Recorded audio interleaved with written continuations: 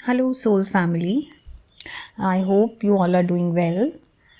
तो मैं बात करना चाहती हूँ उन फेमिनिन्स के बारे में जो अभी मिड ऑफ द जर्नी में कहीं ना कहीं स्टक हैं और इस वक्त आप बहुत ज़्यादा कार्मिक ट्रिगर्स से गुज़र रहे हैं। कोई ना कोई सिचुएशन आपके लिए ऐसी क्रिएटेड है जिसमें कि आप खुद को निकाल नहीं पा रहे या आपको हर रोज़ झगड़े, आर्ग्यूमेंट्स, कॉन्फ्लिक्ट्स का सामना करना पड़ रहा है। ये कार्मिक सिचुएशन आपकी फैमिली के साथ भी हो सकती है, आपके स्पाउस के साथ भी हो सकती है। और इस तरह से अगर आप इसी परेशानी से गुज़र रहे हैं तो आपको यहाँ यही गाइडेंस है कि ये समझने की कोशिश करिए कि ये डिवाइन पुश है आपको अपने पैटर्न को ब्रेक करने का। क्योंकि आप किसी भी टॉक्सिक एनवायरनमेंट में रह के अपने सेल्फ के ऊपर ध्यान नहीं दे सकते, सेल्फ फोकस नहीं कर सकते हैं, ना ही किसी तरह का इनर वर्क आप कर पाएंगे। तो इस चीज़ को आप डिवाइन गाइडेंस समझिए कि आपको ऐसी सिचुएशन में से, इस लूप से निकलना बहुत ज़रूरी है, खुद की ग्रोथ पे काम करना ज़रूरी है। तो आपको अगर ये कार्मिक सिचुएशन को ब्रेक करना है तो आप नेक्स्ट एक्शन लीजिए, आपको अगला स्टेप लेना पड़ेगा और इस चीज़ से ब्रेक करना पड़ेगा ताकि आपके जो काउंटर पार्ट हैं आगे वो भी अपने कार्मिक पैटर्न को ब्रेक कर सके।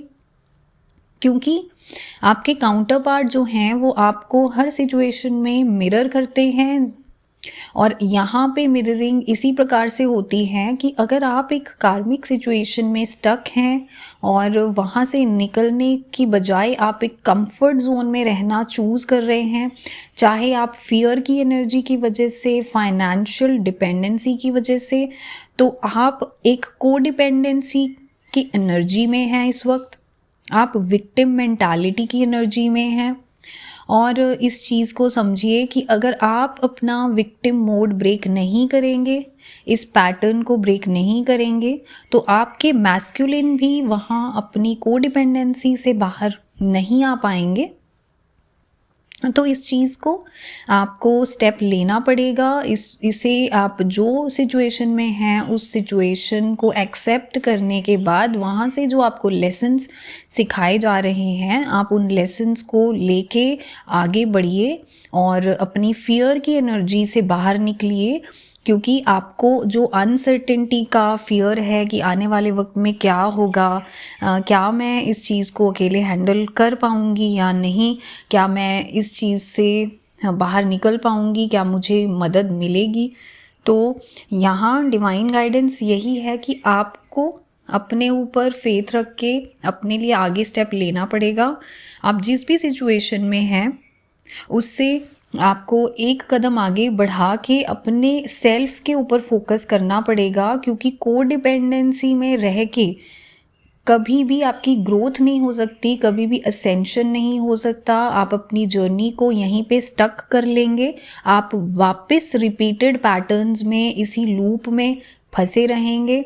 और ये सिर्फ और सिर्फ गाइडेंस इसलिए नहीं है कि आपके काउंटर पार्ट में हमें इम्प्रूवमेंट देखना है, वो भी है, बट पहले आपकी प्राइमरी फोकस आपका खुद होना चाहिए। आपकी प्रायोरिटी आप खुद हैं, इस बात को आप समझिए। और आप खुद को प्रायोरिटी देंगे, अपनी कोडिपेंडेंसी को ख़त्म करेंगे। क्योंकि आप अभी अपनी सिचुएशन में देखिए कितने परेशान हैं, तो यकीनन आप खुश नहीं हैं इस सिचुएशन में। तो आपको अपनी लाइफ को भी इम्प्रूव करना है। और अपनी लाइफ में अगर आप इस वक्त कंटेंट नहीं हैं, सेटिस्फाइड नहीं हैं और एक टॉक्सिक एनवायरनमेंट में आप, एक कार्मिक एनवायरनमेंट में आप रह रहे हैं किसी भी सर्कमस्टांस की वजह से, तो इस पैटर्न को ब्रेक करने के लिए आपको खुद आगे बढ़ना पड़ेगा, प्लान करना पड़ेगा ताकि चीज़ों को आप आगे बेहतर बना सकें अपनी ग्रोथ के लिए। और यही चीज़ आपको अपने मैस्कुलिन की लाइफ में आगे देखने को मिलेगी, जो कि आपको अपने 3D में अपने आप रिफ्लेक्ट हो जाती है।